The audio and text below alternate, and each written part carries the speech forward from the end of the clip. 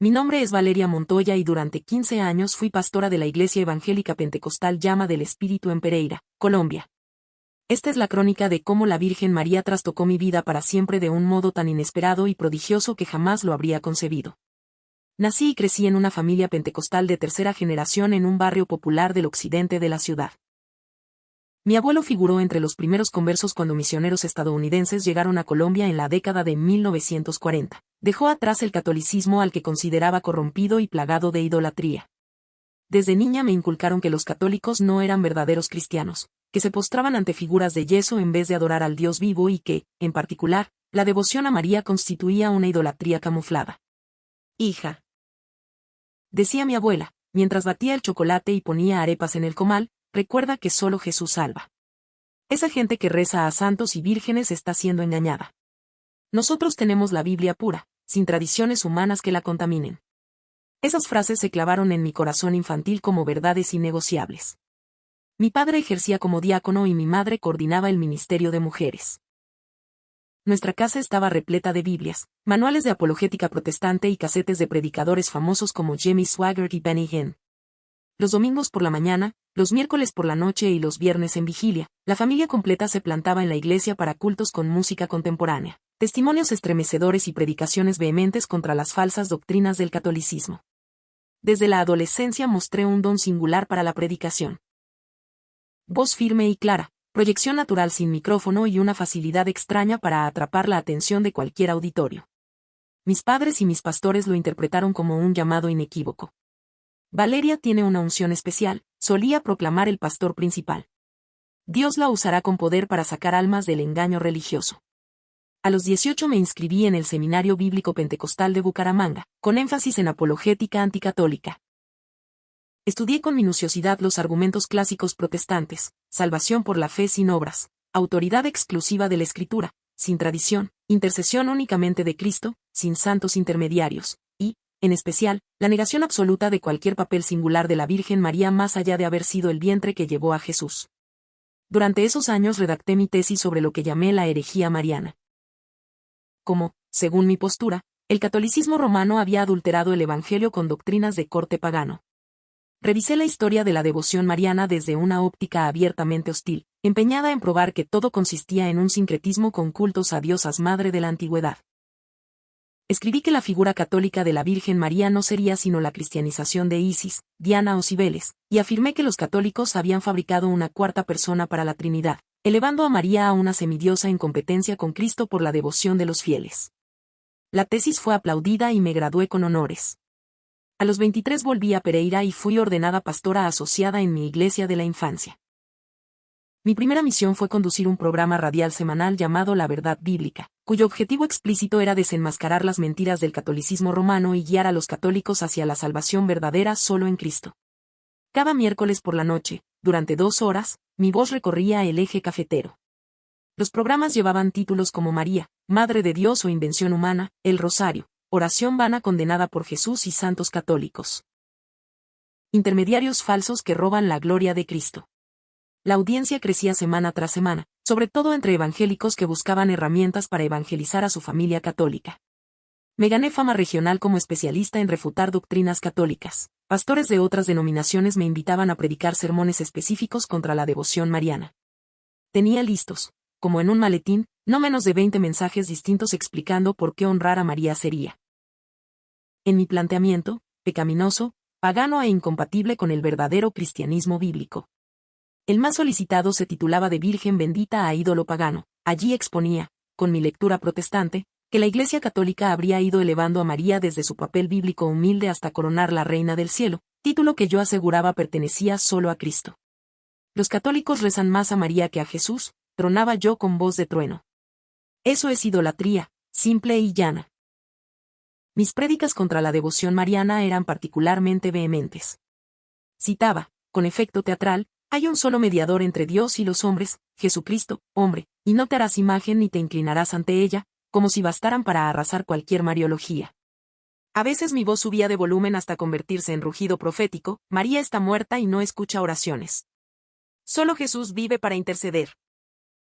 En la congregación organicé un ministerio específico, Rescate Católico, en el que entrenaba a miembros para evangelizar a católicos, argumentario bíblico contra la intercesión de santos, contra la autoridad papal, contra los sacramentos y, sobre todo, contra lo que etiquetábamos como adoración mariana. Nuestra meta, decía en las sesiones, es liberar a estos hermanos del engaño religioso. Durante mis años de ministerio activo, calculé que más de 300 personas provenientes del catolicismo habían aceptado a Cristo en nuestras campañas. Cada testimonio se celebraba como una victoria sobre las tinieblas romanas. Los nuevos conversos contaban cómo habían despertado del engaño mariano y hallado libertad en Cristo solo. Mi vida personal reflejaba el mismo compromiso. Me casé con Mauricio, un pastor pentecostal que compartía mi pasión por evangelizar católicos. Juntos dirigíamos conferencias matrimoniales para enseñar a parejas evangélicas a rescatar a sus familiares católicos. Nuestros 2 hijos, Joel y Débora, crecieron escuchando en casa los errores del catolicismo, como un estribillo. Con el tiempo, mi programa radial se expandió. Una cadena evangélica nacional me ofreció un espacio diario de 1 hora, verdad, sin compromiso. La audiencia subió a cientos de miles de oyentes en Colombia y países vecinos. Cada semana recibía cartas de católicos que aseguraban haber hallado la verdad tras escuchar mis predicaciones. Mi hostilidad alcanzó un nuevo nivel cuando el Papa Juan Pablo II visitó Colombia. Dediqué toda esa semana a contrarrestar la influencia papista y a advertir sobre la seducción católica. Este hombre, declaré al aire, refiriéndome al Papa, no es el representante de Cristo, sino el líder de la religión falsa más grande del mundo. Mi iglesia organizó vigilias durante la visita, pidiendo que Dios abriera los ojos de los católicos y protegiera al país de la influencia mariana. Yo dirigía aquellas reuniones con fervor bélico, proclamando que librábamos una guerra espiritual contra las tradiciones humanas. En 1998, con 35 años, asumí como pastora principal tras el retiro de mi mentor. Mi primera decisión fue redoblar el frente anticatólico, clases semanales de apologética y debates públicos con sacerdotes.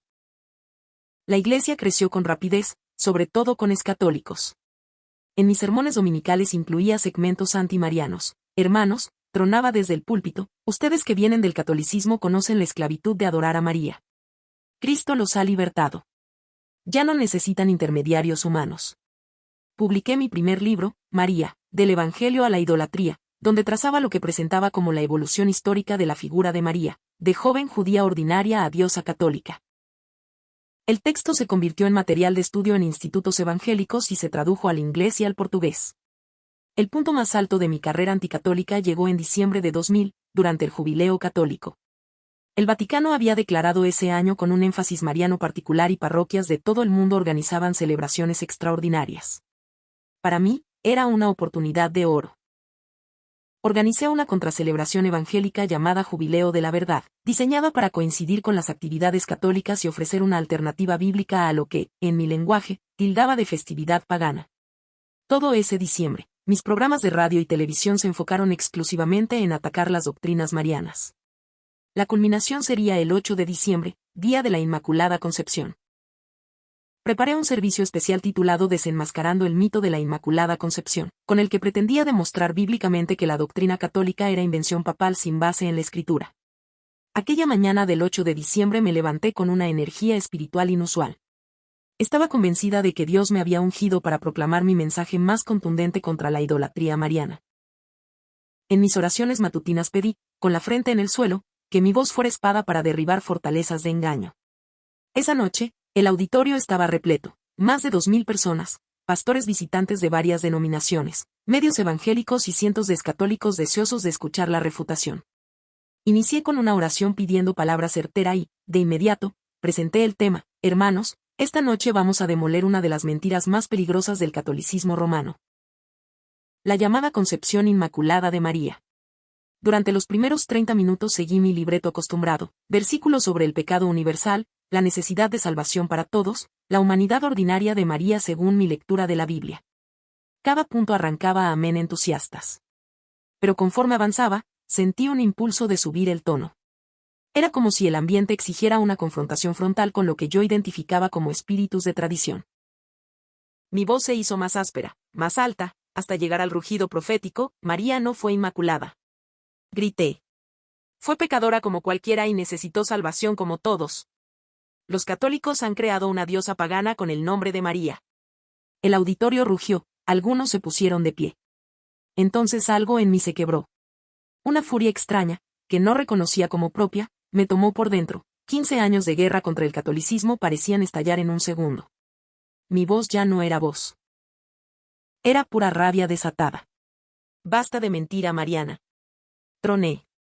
María es una muerta que no oye. Una invención para engañar a los débiles. Cualquiera que rece a esa mujer muerta es un idólatra que marcha directo al infierno.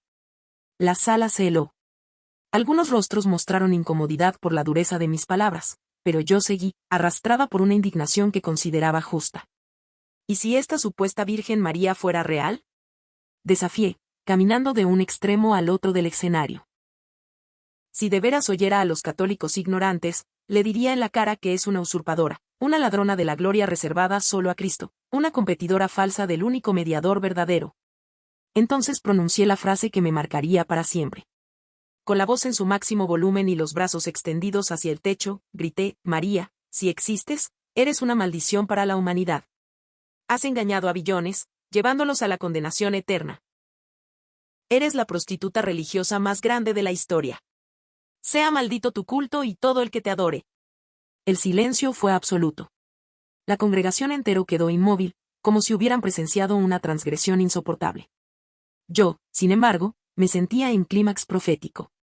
Me dispuse a continuar, abrí la boca para la siguiente línea, y no salió sonido. Probé otra vez, forzando la garganta.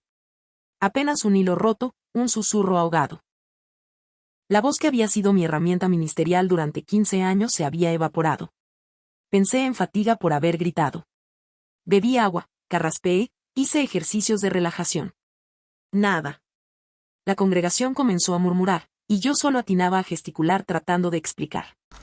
Mi esposo, Mauricio, tuvo que subir al púlpito para cerrar el servicio. Esa noche no pegué un ojo, intenté susurrar oraciones, pero hasta el susurro dolía. Tomé miel, pastillas para la garganta, gárgaras tibias. Ni la más mínima mejoría.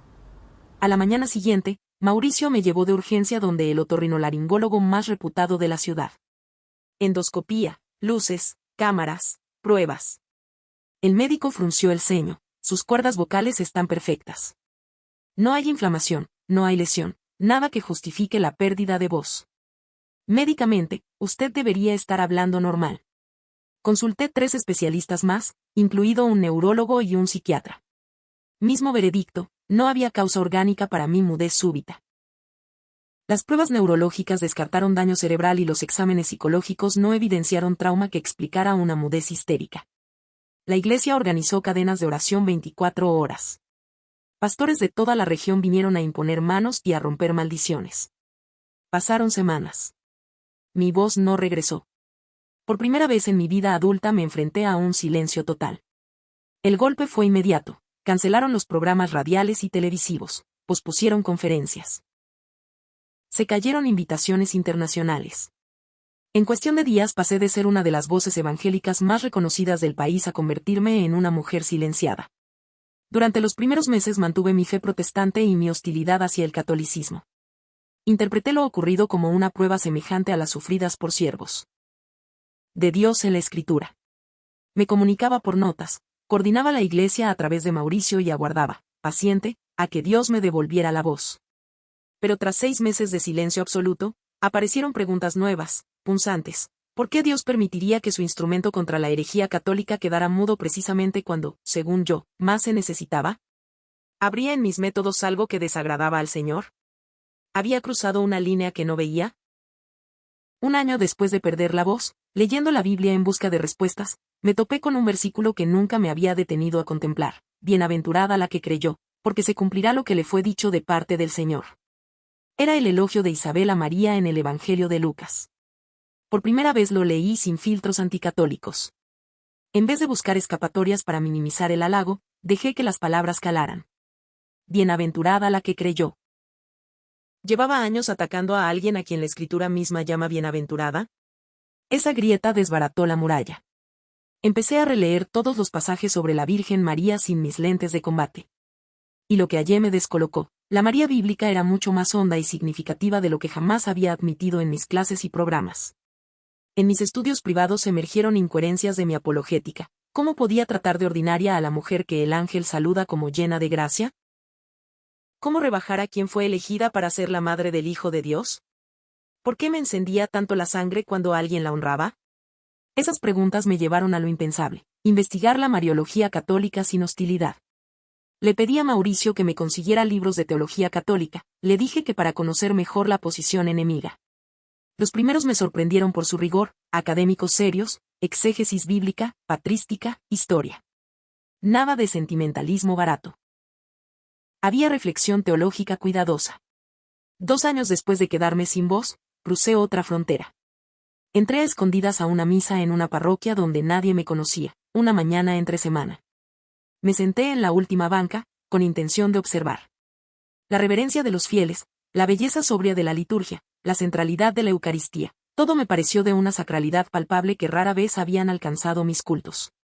Y cuando rezaron el Ave María, no vi idolatría. Percibí devoción filial hacia una madre en la fe. Durante esa oración pasó algo que no había sentido en años de ministerio, una presencia sutil, real, como si alguien estuviera allí, más allá de lo humano. Esa noche, sola en mi cuarto, me atreví a algo que durante años había considerado inadmisible, intenté rezar un Ave María. Al principio, las palabras me resultaron extrañas, pero mientras las repetía en silencio, me envolvió una paz que no conocía desde antes de perder la voz. Dios te salve, María, llena eres de gracia, el Señor es contigo. Me impresionó darme cuenta de que esa primera parte es literalmente bíblica, el saludo del ángel y el elogio de Isabel. Bendita tú eres entre todas las mujeres y bendito es el fruto de tu vientre, Jesús. Cuando pasé a la segunda parte, Santa María, Madre de Dios, ruega por nosotros pecadores, algo extraordinario ocurrió, sentí, hondamente, que alguien escuchaba de verdad. Como si mis palabras mudas hubieran sido recibidas por oídos que podían oír y por un corazón capaz de responder. Aquella misma noche tuve el sueño más vívido de mi vida. Me vi en un jardín luminoso, cuajado de rosas blancas y azules. En el centro había una joven vestida en tonos azul y blanco, de belleza serena y del todo humana. Valeria, dijo, y su voz sonó como música, ¿por qué has peleado contra mí tantos años?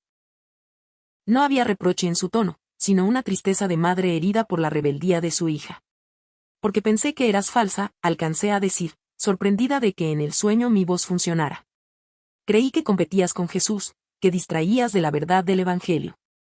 Hija mía, respondió con ternura, yo no compito con mi hijo. Como lo llevé en mi seno, así llevo a las almas hacia él. Todo lo que soy, todo lo que hago, es para que conozcan y amen a Jesús con mayor profundidad. ¿Por qué perdí mi voz? Pregunté, llorando. ¿Fue un castigo por atacarte? Tu voz se silenció, explicó con compasión, porque lo que proclamabas contra mí era tan contrario a la verdad, que el Espíritu no podía seguir ungiéndote para hablar. No fue castigo, fue protección, para que no causaras más daño a las almas. ¿Cómo reparo el daño? Supliqué. ¿Cómo compenso a tantos a quienes aparté de ti?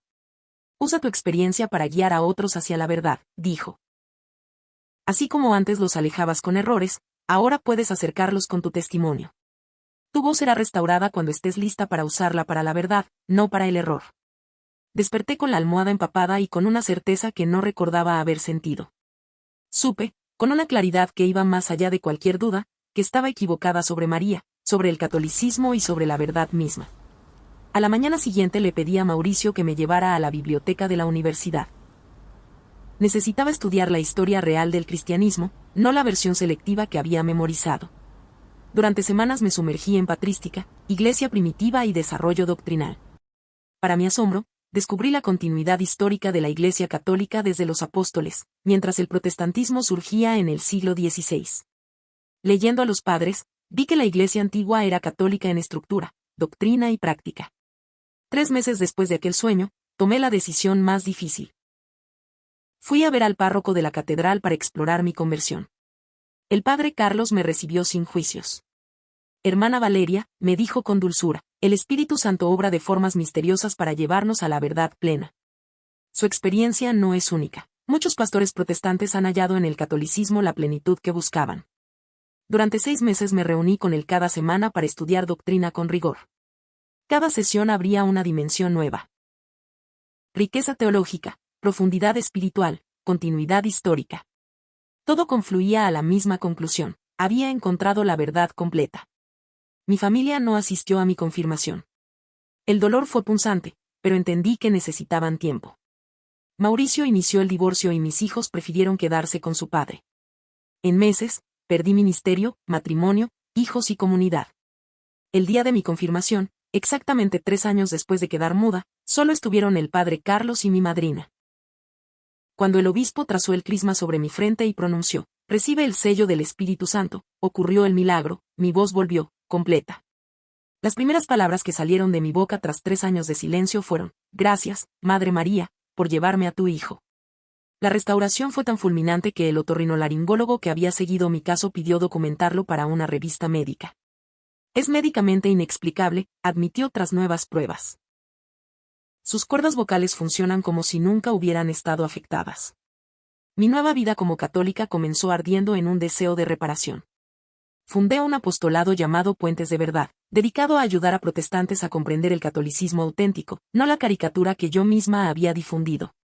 Con el tiempo, pude acompañar a docenas hacia la iglesia. Cada conversión era, en mi alma, una restitución parcial por los que había extraviado con mi hostilidad. Al principio, los ataques no se hicieron esperar. Pastores y líderes evangélicos con quienes había compartido púlpito durante años comenzaron a advertir públicamente que me había vendido a Roma y que me había dejado engañar por el espíritu de Jezabel. Recibí mensajes anónimos llamándome apóstata y traidora de la fe. Algunas emisoras evangélicas transmitieron grabaciones antiguas mías para recordarle a la audiencia lo que, según ellos, era la verdad sobre María. Me dolía profundamente escuchar mi propia voz atacando con tanta dureza a aquella que ahora reconocía como madre espiritual. Aún así, mi determinación crecía. No podía negar lo que había vivido. No podía tapar el milagro de la recuperación de mi voz en el momento exacto de mi confirmación. No podía ignorar la paz interior que había recibido desde que me abría la intercesión de la Virgen María. El padre Carlos me aconsejó prudencia. Valeria, me dijo, no es necesario que te defiendas de todos. Vive tu fe con coherencia y deja que el tiempo hable. Quienes sinceramente busquen la verdad verán en tu vida un testimonio más poderoso que cualquier debate. Seguí su consejo, pero también sentí el llamado de escribir mi historia. Durante meses, pasé horas frente al ordenador reconstruyendo cada detalle de mi vida como pastora evangélica, cada argumento anticatólico que había usado, y el proceso doloroso y hermoso que me condujo a la iglesia. No quise omitir nada, ni mis errores ni mis certezas actuales. El resultado fue un libro titulado Del púlpito pentecostal a los brazos de la madre, que no solo relataba mi testimonio, sino que explicaba con lenguaje sencillo las razones doctrinales y bíblicas por las que ahora creía lo que antes atacaba. El libro generó controversia inmediata. En medios católicos fue acogido con entusiasmo, mientras que en círculos evangélicos provocó rechazo abierto. Incluso algunos familiares dejaron de hablarme. Mis padres, especialmente mi madre, lloraron al enterarse. «Hija», me dijo entre lágrimas, «¿cómo pudiste abrazar aquello contra lo que luchamos toda la vida?» No tuve palabras para convencerla. Solo le respondí, «Mamá, lo único que puedo decirte es que he encontrado una plenitud que jamás imaginé. No he dejado a Jesús, al contrario, ahora lo conozco más y lo amo más». Poco a poco, mi apostolado Puentes de Verdad comenzó a recibir mensajes de pastores y líderes protestantes que, en privado, me pedían libros o recursos para entender la fe católica. Muchos lo hacían con miedo de que sus congregaciones se enteraran. Algunos confesaban que también habían sentido atracción hacia la figura de María, pero que temían ser tildados de idólatras.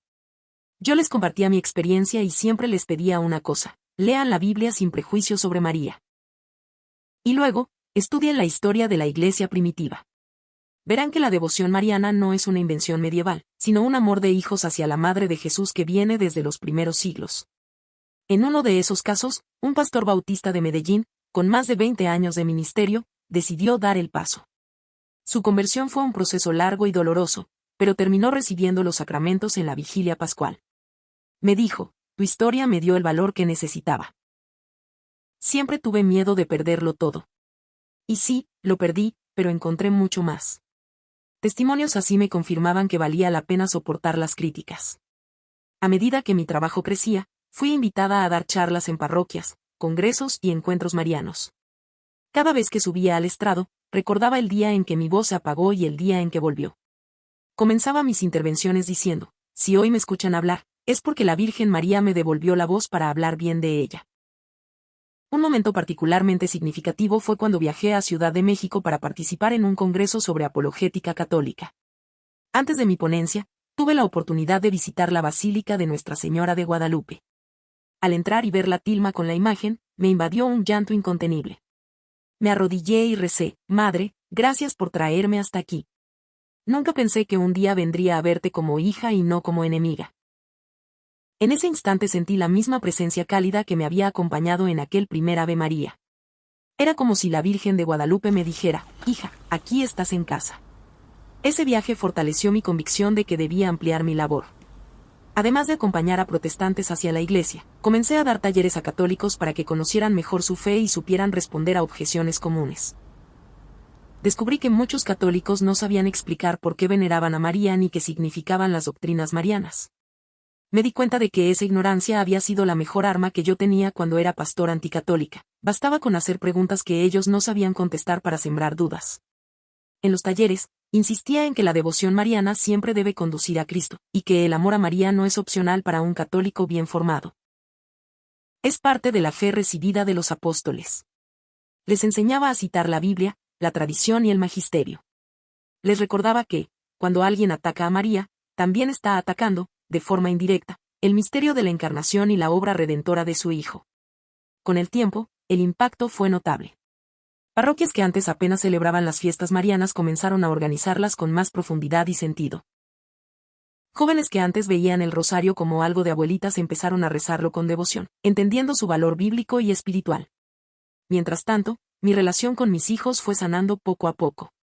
Al principio, apenas querían verme, y cuando lo hacían, evitaban cualquier conversación sobre religión.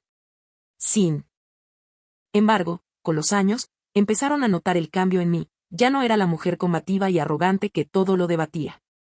Ahora me esforzaba por escuchar, por comprender, por amar sin imponer. Esa transformación les abrió el corazón. Aunque aún no se han convertido al catolicismo, hoy me llaman con frecuencia, me piden consejos y hasta aceptan que rece por ellos. Una de las experiencias más intensas llegó cuando recibí la invitación para debatir en un foro universitario con un conocido pastor pentecostal que había sido mi amigo cercano y compañero de ministerio en mis años evangélicos. Al principio dudé en aceptar, pero sentí que podía ser una oportunidad para dar testimonio. El día del debate, él presentó todos los argumentos que yo misma había usado contra el catolicismo: idolatría, mediadores, imágenes. Escucharlo fue como escuchar a mi yo del pasado. Cuando llegó mi turno, no respondí con agresividad ni con ataques personales.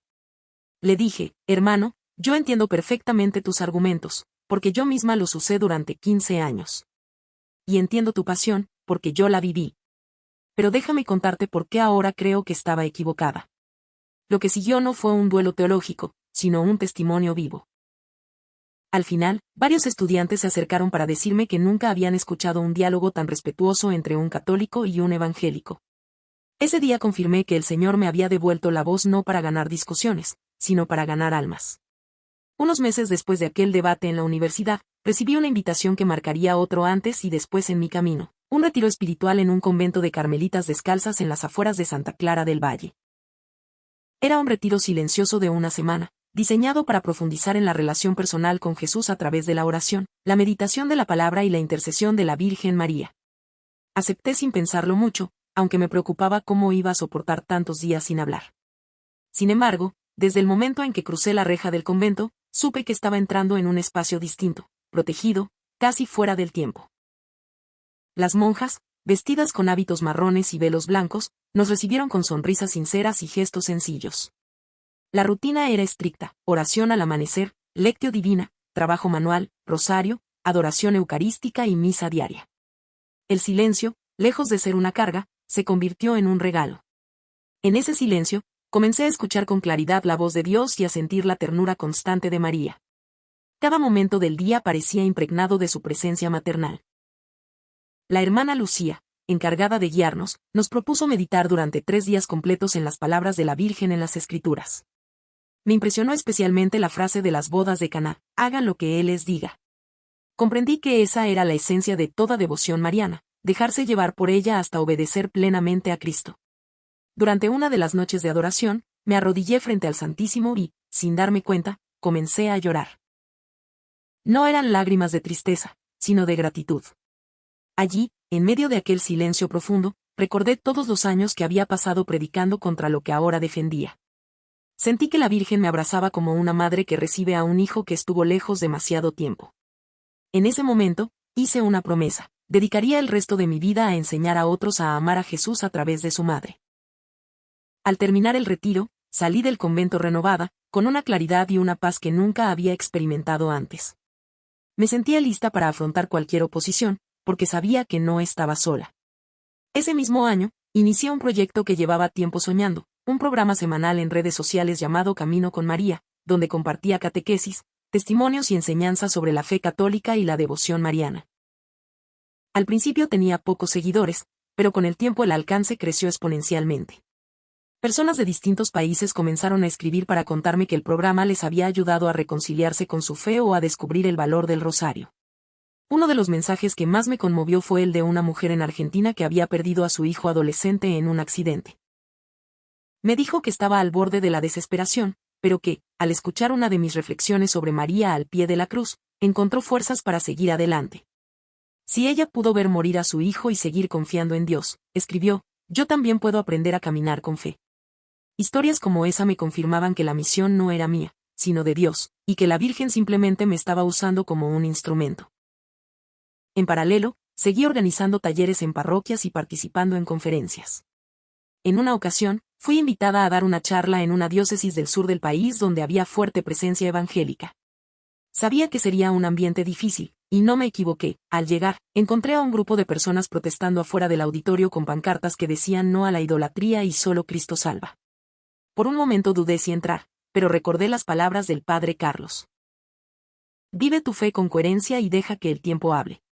Subí al estrado y, antes de comenzar, saludé con una sonrisa a los manifestantes que habían entrado para escuchar. Les dije, hermanos, yo respeto su celo, porque yo también lo tuve. Solo les pido que escuchen hasta el final y luego juzguen por ustedes mismos.